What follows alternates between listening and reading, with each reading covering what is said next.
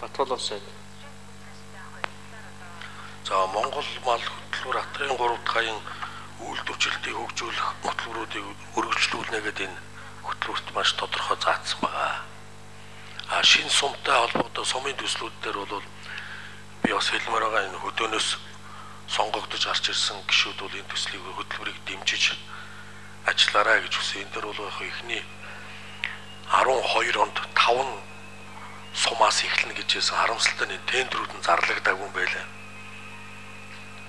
Уг нь зарлаад яваа загвараар энэ бүсчлээд 5 сумыг эхэлсэн бол энэ 300 сумаа бол энэ шинжилсэн сумаар бол явуулчмаар юм байна. Одоо бол хөдөө орон нутгийн амьдралыг дээш нь татаж энэ 70 80 90 жилийн өмнө барьсан сумуудыг л өөрчлөх хэрэгтэй. Энийг бол төр засгаас анхаарах ёстой гэсэн ийм бодолтой байж байгаа. Энэ зарлагдаагүй байсан тендерүүдийг зарлаад энэ ажлыг эхлүүлнэ гэж.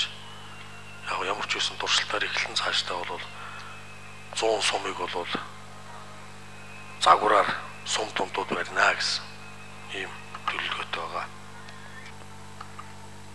Үйлдвэрчлэлтийн талаар баталгаасаа төвч хайруул.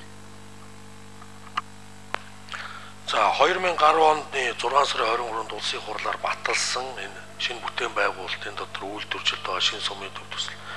Гэдэг нь Монгол улсыг одоо нэг тийм хөдөлгөөнд оруулах энэ бүх төслүүд явна. Тэр хөрөнгийн бирж энэ их хурлаар баталсан хууль болцсон хуулийг засгийн газар хэрэгжүүлэх ёстой. Манай намын мөрийн хөтөлбөрч гэсэн энэ тал дээр сонгуульд орохдоо одоо хийнэ бүтээнэ гэж амласан байж байгаа. Нэгэнт хууль болсон чинь энэ бүгдийг хэрэгжүүлээд явна гэж.